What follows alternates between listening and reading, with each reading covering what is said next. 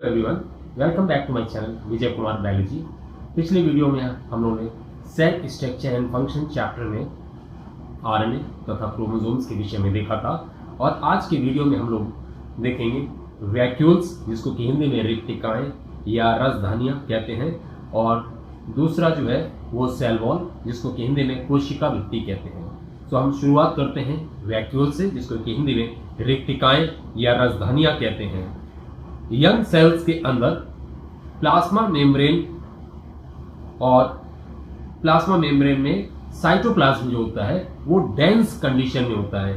इसका मतलब है कि कोशिका द्रव्य जो है वो कोशिका कला के अंदर यंग सेल्स में तरुण कोशिकाओं के अंदर गहरा भरा रहता है, बहुत अधिक मात्रा में होता है। लेकिन जैसे जैसे सेल का आकार बढ़ता है, सेल का शेप बढ़ता है, उसी रेशियो से साइटोप्लाज्म नहीं बढ़ पाता है, जिसके कारण साइटोप्लाज्म के अंदर बहुत सारे एम्प्टी स्पेसेस, रिक्त स्थान बन जाते हैं और इन्हीं रिक्त स्थानों को वैक्यूल्स इंग्लिश में और हिंदी में रिक्तिकाएं या रसधानियां कहते हैं।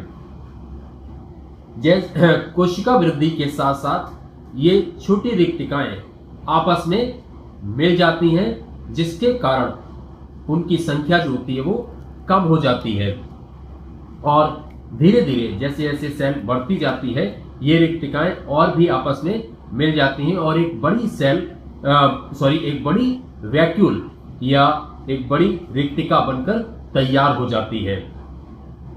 अब हम बात करते हैं सेल रिक्तिका या रसधानी या इंग्लिश में इसको कहेंगे वैक्यूल। वैक्यूल के अंदर एक लिक्विड मटेरियल पाया जाता है जिसको कि सेल सैक कहते हैं इंग्लिश में, और हिंदी में इसको कहते हैं कोशिका रस। इस कोशिका रस के अंदर बहुत सारी चीजें पाई जाती हैं। Number 1, mineral salts. ये मिनरल सॉल्ट्स कई प्रकार के होते हैं, जैसे कि chlorides, sulphates, nitrates, phosphates etcetera. दूसरा है कार्बोहाइड्रेट्स। कार्बोहाइड्रेट्स आप जानते हैं, मैंने पिछले वीडियो में भी आप लोगों को बताया, बहुत सारे होते हैं, जैसे कि ग्लूकोज, फ्रैक्टोज एक्सेट्रा। इसके साथ साथ amide, amino acids, organic acids, जिनके एग्जाम्पल हैं oxalic acid, citric acid, tartaric acid etcetera. और इसके अलावा बहुत सारे वेस्ट प्रोडक्ट्स भी सेल सैक के अंदर पाए जाते हैं।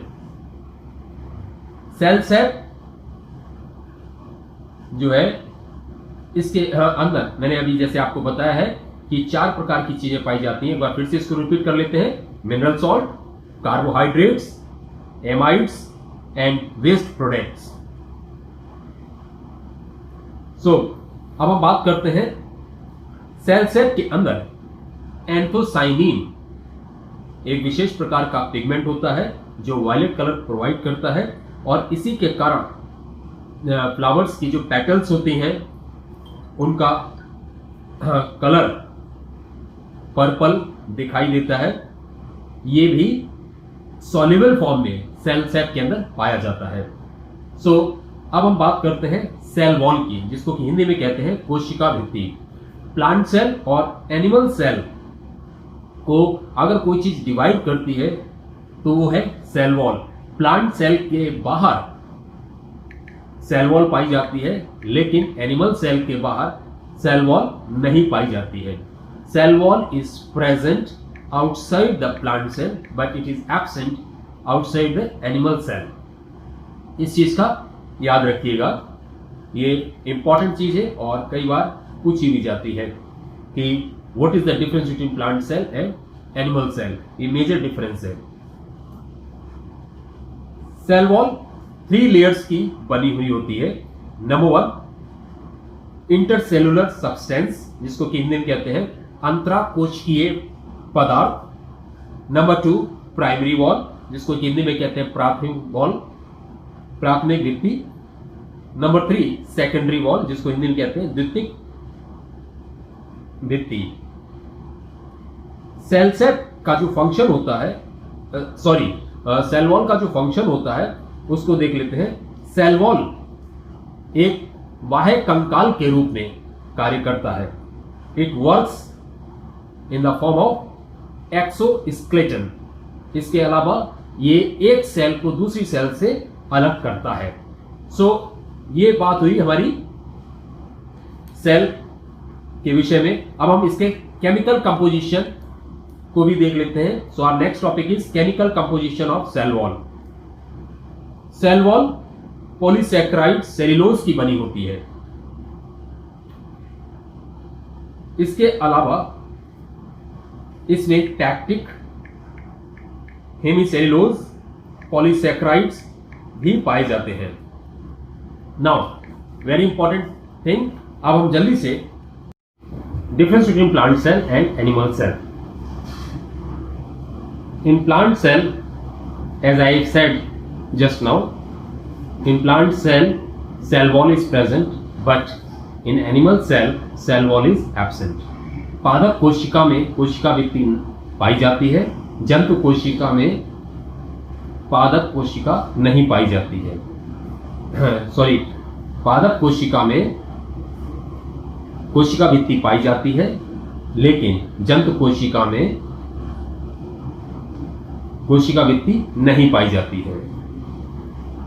इसके अलावा वैक्यूल्स जो है, रिक्तिकाएं, वो प्लांट सेल में वेल डेवलप्ड होती हैं, लेकिन एनिमल सेल में बहुत कम होती हैं या एब्सेंट होती हैं। प्लास्टिड्स, जिसको हिंदी में लवक कहते हैं, ये एनिमल सेल में नहीं पाए जाते हैं, लेकिन प्लांट सेल में पाए जाते हैं। Centrosome is absent in plant cell but present in animal cell. तारकाय पादप कोशिका में नहीं पाए जाते हैं, परंतु जंतु कोशिका में पाए जाते हैं। Food is present in the form of polysaccharide starch in plant cell, but in animal cell food material is present in the form of glycogen. So ये कुछ डिफरेंसेस हैं जो आप लोग याद रखिएगा प्लांट सेल और एनिमल सेल में। So in this way this chapter is completed. इस तरीके से ये चैप्टर हमारा कंप्लीट हुआ। इस वीडियो को आप लोग शुरू से लेकर लास्ट तक देखिएगा। हाँ, सब्सक्राइब और लाइक जरूर करिएगा। Thank you.